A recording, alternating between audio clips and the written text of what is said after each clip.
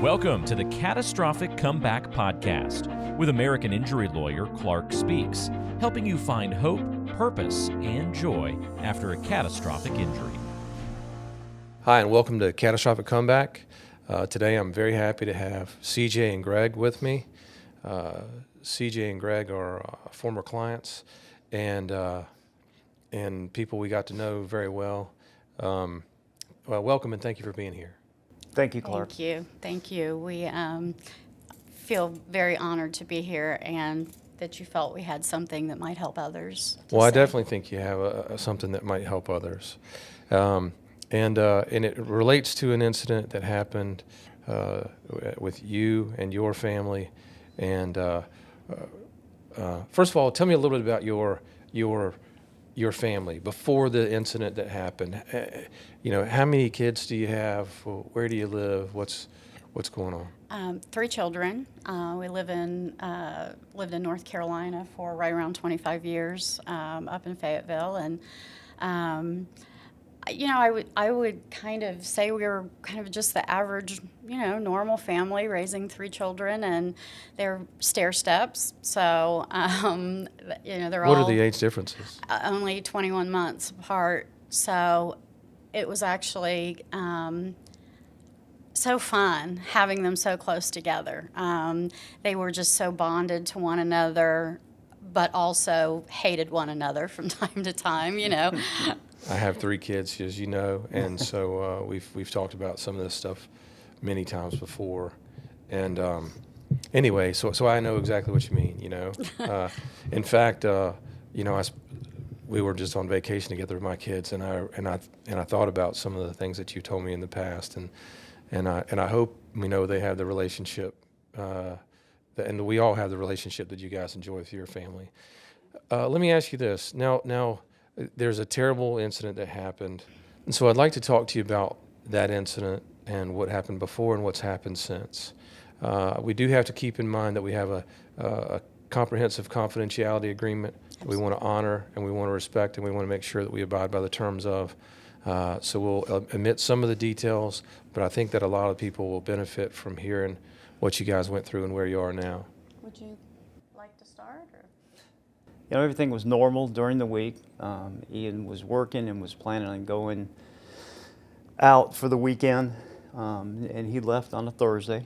And just typical, like 1,000 times before that he'd gone out. I remember specifically going out to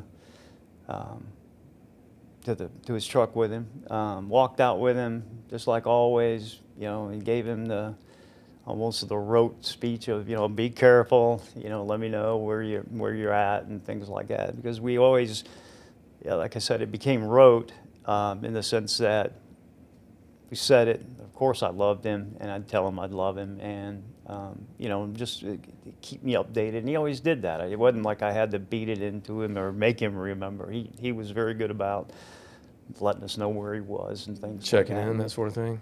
Mm-hmm. I mean, I imagine all your kids were, right? That's the kind of the absolutely. That's kind of relationship family that you that we just are. I think my greatest,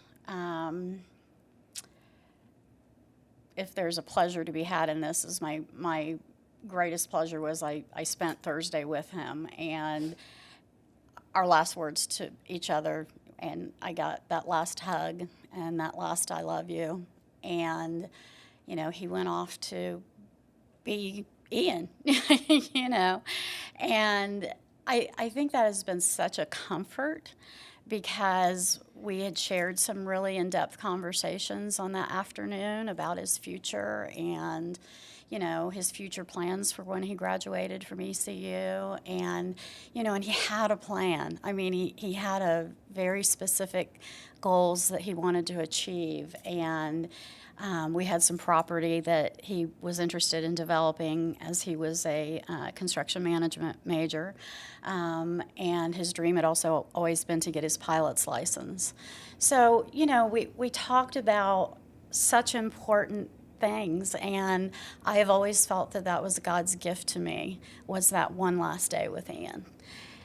Well, so let me ask you this. These connections that people have with one another, it doesn't sound like they're developed in just that one day. And I know from talking to you guys in the past that you are very intentional and very committed to developing these relationships with your kids collectively and also individually.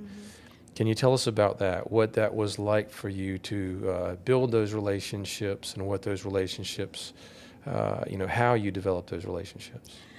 Well, one of the things, like you said, it didn't happen on that one day. Obviously through a lifetime of being parents to the kids who, especially in reflection, that they made it was almost like they made it easy. Yeah. We always said that when our daughter was born, if it hadn't been a girl, we may not have had any more kids, but she was so easy. And I'm like, well, maybe everyone's got this whole parenting thing wrong. They just all this. Well, the boys came and they're different. They're definitely different than the girls. But at an early age, there was no formal lesson teaching other than just being acutely aware of kind of what you do, because they're copying. They're picking up things that you never think you'd be picking up on, and I think that through that's how they develop their relationships amongst each other and with their friend groups and things like that. That, they like I said, I think they mimic a lot of what they see at home, and it wasn't a chore. I mean, I didn't have to make conscious decisions of, kiss the wife when you get home from work and do this or do that. That's the way we were together, and we'd been together for quite some time. We were together 7 years before, about 7-8 we had years children. before we got married and had children. So we were, well along. We weren't newlyweds or anything like that. So we'd been together quite a while.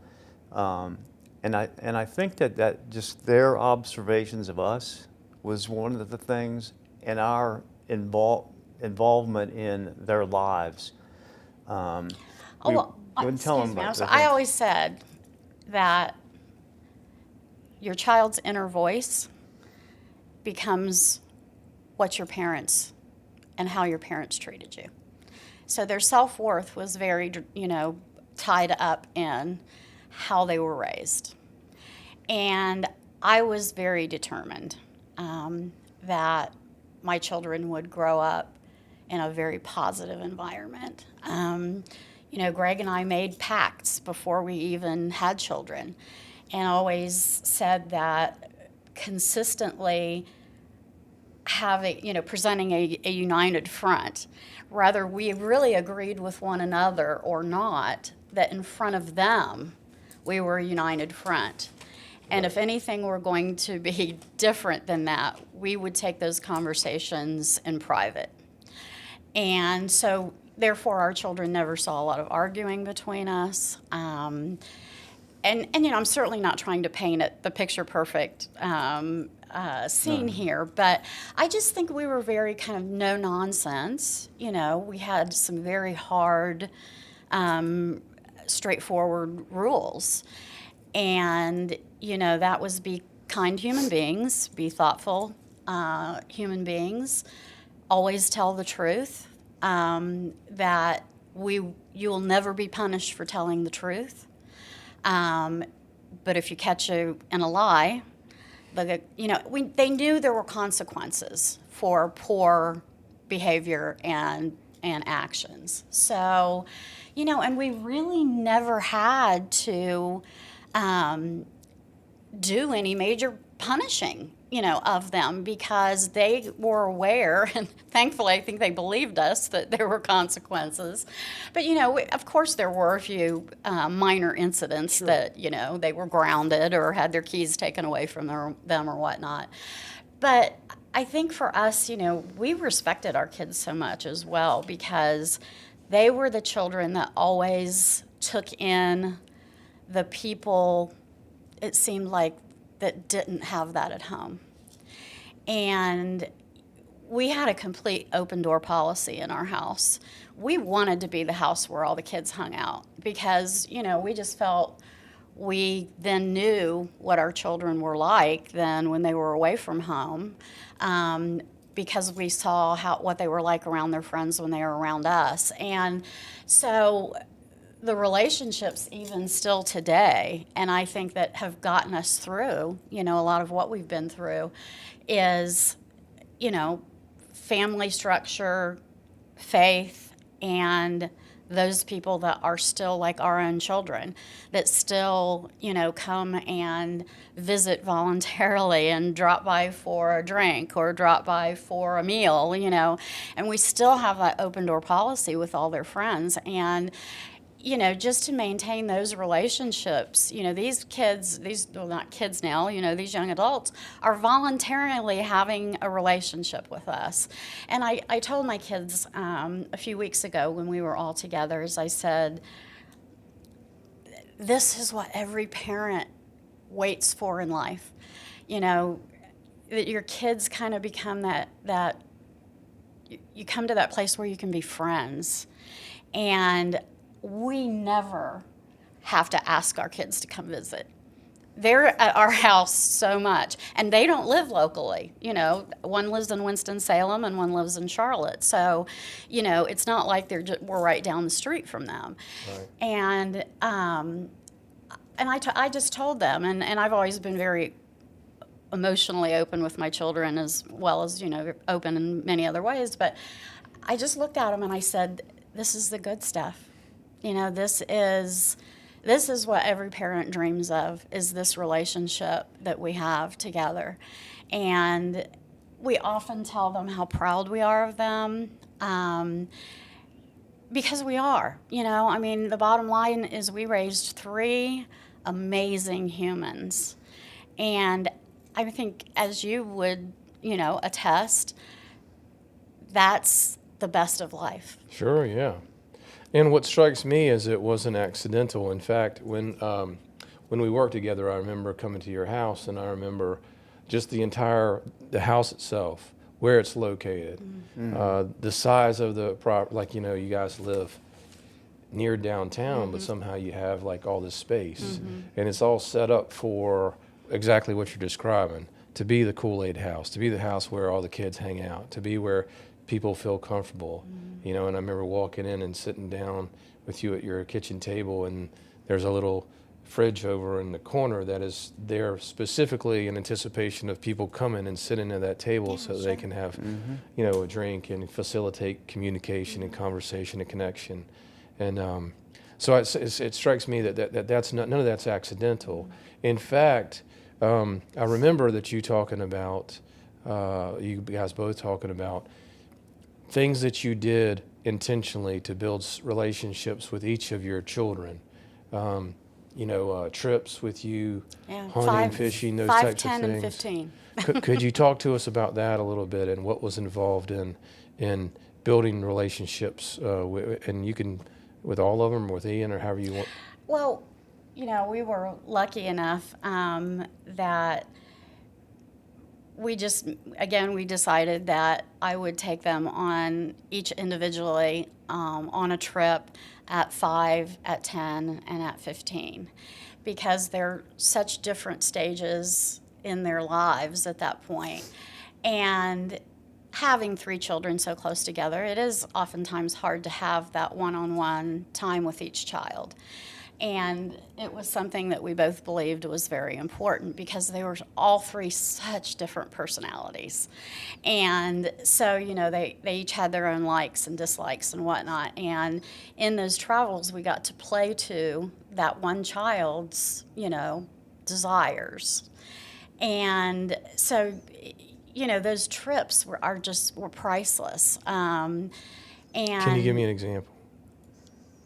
Can you give me an example of one of those Yankees trips? thing with Ian? We surprised Ian. He was going through his baseball phase in life, which there were many sports phases that didn't last. Well, it was baseball at the time when he was 10. And so we went to New York, and I had gotten some pretty good tickets at Yankee Stadium, and I'd gotten him a Yankees jersey. And so, we had gone out and done a lot of the touristy things, and he had no idea that the next day we were going to the Yankees game. So while he was asleep, I laid the the jersey and the tickets, and of course I had snuck his catcher's mitt in my luggage, so I had his catcher's mitt. And, you know, just the elation. I mean, just the absolute elation of him when he woke up and realized that, you know, he was kind of realizing a little dream of his. And you can't put a price on those things, you know? You just absolutely can't. And then I remember when Rex, our middle son, we went to San Francisco at 15, and one of the things that we had the honor of doing was I procured some sandwiches from the hotel that we were staying at. Had a really nice little deli in the foyer, and I was down there and I noticed the girl putting all these beautiful sandwiches in a garbage bag, and I was like, what are you doing with these? And she said, well, the lunch hour's over and we have these left and we throw them away.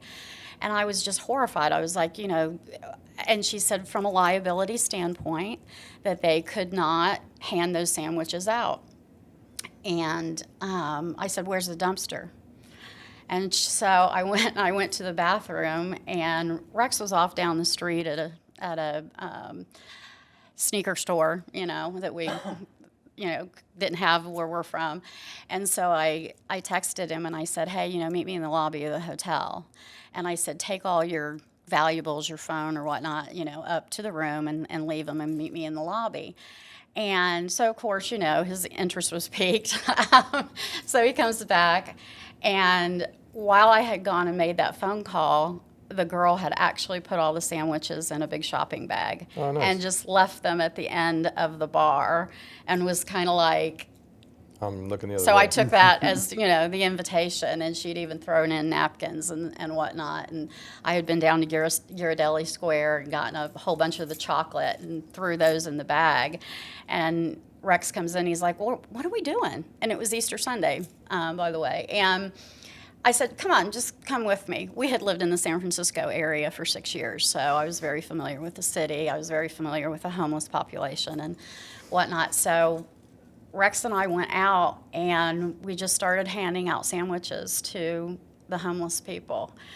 And Rex, it still gives me goosebumps because Rex just took to it like, you know, and that's still one of his favorite core memories. Sure, yeah. So those were the type of things that, again, you know, those singular trips just created such bonds between us. And so, you know, just all of it, I think, has played into them just willingly being our friends now. Yeah.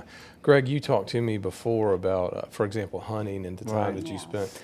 That was Can you tell us a little- especially with Ian in particular. Rex. He was like an outdoorsman. Oh. Yeah, he was. I mean, he was it. I mean, he from a young age he was you know, bow hunting. He you know, I got him a rifle when he was old enough to be able to understand safety and things like that, and we got all that. But he loved hunting with a bow. And He's good at it. Yeah, and he was very good at it. Liked to go fishing. Loved the, you know, being out in a boat, anything that's, you know, being out and doing things. But I just have such great memories of with him alone and with mostly his friends, taking them all out hunting. And one of the big things was the lottery. They've got lottery draws for the different impoundments, and you know, he would forget his homework for 3 months, but he would never forget to get get the names in on the lottery draws for the, and was just tickled to death that he got a Lake Mattamuskeet lottery draw. Which, you know, it's like duck heaven for North Carolina. So went up there, and that was during the polar vortex of, Oh my you know, goodness. like 2016 or 15, 14, something like that, and it was just. You know, it was my birthday, in fact, and it was just indescribably cold or whatever. And that vortex came in, and it was just bitter, cold like I've never felt it before. I've lived in Chicago and been up in some cold areas. We went out there and had probably a 1 kilometer walk, once from as close as we could drive to where our blind was, and that water was freezing over. and he acted like he could be out there in his underwear. It bothered him zero, and because he was a light, he could walk on the ice. Well, Dad with his big bottom couldn't walk on ice, and if it had not been for him, that would have probably been where I ended up. He came, he took the guns, took the sled from me, he ran it all the way up to the duck blind, came back, got me. Well, so you were describing to me that what it was like to try to trudge through this ice. Oh, and you had like a couple hundred yards to go, right? Yeah, I mean, it was we did that. We got it was a great blind, but it was not easily accessible. And Johnny on the spot went out there, and even once he got me up there, and I was exhausted. I mean, I was spent, and the sun was. You said it was like doing lunges in the winter. Exactly, because what it was is I could not get my feet up above the ice even to break it. I was having to try and push through. He comes, grab a hold of me, gets a hold of me, and he's grabbing my waders and picking them up, and we walked back over, and he had busted, when he came, he put his weight into it and broke it up. We got out to the stand. I'm exhausted. I'm sitting there, and all I can do is just sit. He's out there throwing decoys out, breaking ice up, getting his decoys just like he wants them, walking out in that water like it makes nary a bit of difference to him. And that's just one example of a probably 100 or more duck hunts that we've been on, and just had just such good times and good memories. He was so happy doing that, and it wasn't, surprisingly, and this is certainly nothing that I taught him, but it wasn't about killing the ducks. It was he enjoyed the experience. He liked the preparation. He liked getting things together. He liked, the being able to, drawing the ducks in, getting his decoys right, and that just tickled me to death, because I was the same way. It's like, I could have the most successful hunt without pulling the trigger, and it was a delight to do that with him. He would never complain about the heat, the bugs, And there's something fun about seeing your kid get to the point where they're doing something and they're leading this activity, right, with you personally, right. And you can tell that you're kind of dependent on them for the knowledge or for the information, or for the strength, and almost for the carry along. And that is one of the the times that you realize, I mean, through your life, you're to project that you're a symbol of strength of that person. And while they're kids, that's I think the way they kind of envision you. But you get to a point where, like in that, I've just felt weak in the heart. I mean, of course I was weak physically, but it was just like, and he just stepped right up, and took the bull by the horn, so to speak, and just kept driving on. And he's like, sit down. He had coffee for me, and he didn't even drink coffee. And I'm sitting there barely alive, and we just stayed up there a couple days and just had a wonderful time. And I can think back on all of these duck hunts that we went on. Sometimes they were just short. Hey, we've got time to go do this. Well, always had time to go do it, and he was the kind of kid who would research tax records to find owners, write owners in Maryland or in New York or wherever they would be, ask for permission if he could hunt. He said, and he would detail, I will not leave anything, I will clean up after no shells, you'll never know I was there. And about 50% of the time he'd get the A-OK. And I was just tickled to death at that he would take such an initiative in, one, doing the right thing. He could have just gone down there and hunted the property, and he probably got a 99% chance that nothing would happen, no one would go out, but he wouldn't do that. He knew that, you have to get permission to go out on other people's property and stuff. But, when we're talking about leaving the legacy, I'm just talking about his friends. To me, that is one of the greatest things that he's left us. I knew 80% or 90% of all of his friends. And like I said, they were regulars at the house, whether he was there or not. And I really enjoyed that drive by to the area, stop by, and we'd hang out, we'd talk, I had to find out how they're doing in their studies or their work, and then there's others that we knew better, but the longevity of a core group, which is kind of large, of people that he knew that are people that I enjoy. I enjoy their company. There's some of them that I love like my own children. And he, I don't know, it's not his knack for picking friends, but that's the group he was hanging around. It was the guys who went hunting. It's the guys who weren't getting in trouble. And like, he was the one getting up at 3 a.m. to go hunting, to come back, And go to school. unload, get all the stuff out, and then go to school at 7:30 that morning. Yeah, So it was crazy. and those, like I said, that's one of the greatest gifts he's left, is the friends that he had that we, to this day, we still enjoy their company. We take them on trips, we go see them And where they are, and I think that, to me, that's where God comes in. I honestly do believe that this legacy of his friends, as well as our other two children's friends, is the takeaway from this, if there is one, that he left us these gifts here to be constant reminders and to share stories that we would never know otherwise. He had a whole life apart from us. And as much as, we were engaged with them and everything, there are still tons of stories out there that we don't know about. And they would come forward with these stories of him helping other individuals. And he never came home and patted himself on the back and let us know that he had done something good. And, so that has been such a miraculous gift.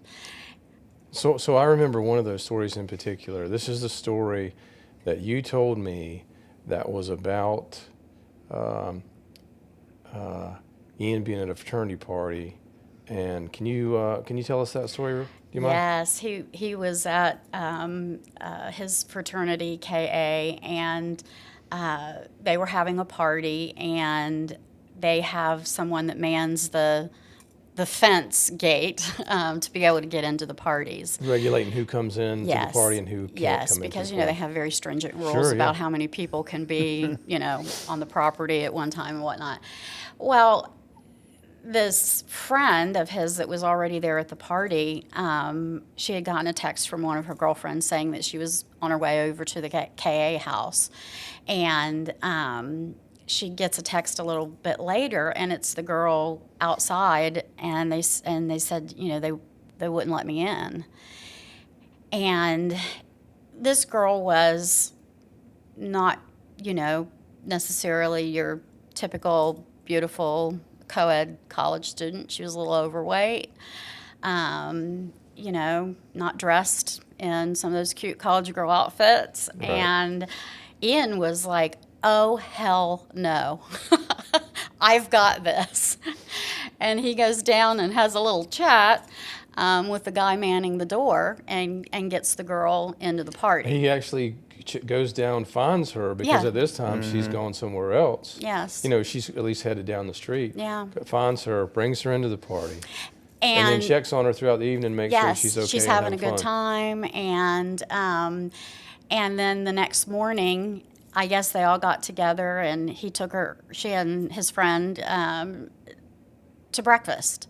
And we see photographs now from that party where he's, cheesing with this girl and her friend, and and he was just to know what a good human being he was. It makes you feel like you did something right. Absolutely. Yeah. Absolutely. Well, let me ask you this. So you're intentionally building these relationships and doing these different things.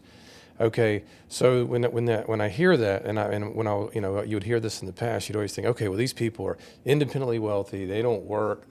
All they have to do is build these relationships with their kids. But a lot of people, they have house payments and car payments and professional obligations and things to do. But Greg, can you tell everybody like what you did for a living and what that was like and what was involved? In the Army, I spent 26 years in the military, so I wasn't I wasn't on the fast track to riches at all, to put it mildly. And heck, we had a lot of bills. I mean, the car payments and house payments and all of that stuff came, and there wasn't no money trees in the backyard. Raising kids nowadays is just expensive. I mean, I'm shocked. I figured it's just, how much can they eat? Well, they don't eat the diapers, but they go through a lot of them, and the formula, and everything is exponential. You got to get a little bigger car, and you got to do this and that. But so it was not no, those. And you had a demanding job. Yeah, I was gone a lot, and in fact, I resigned at one point. Because we thought about it, and military kids are resilient, and they get along. The kids were too young to really be affected by my early moves. But once we got to Fort Bragg, then it became an issue because they were in middle school around then. I'd been at Fort Bragg for way too long, and they said you have to go up to Charlottesville for a year for schooling, and then you're not going back to Fort Bragg. So had to do some soul searching. I was previously enlisted, so I had maybe 10, 11 years in, so 9 from retirement, at a minimum. Do I want to move the kids around? Probably, every year for the, every other year at the minimum.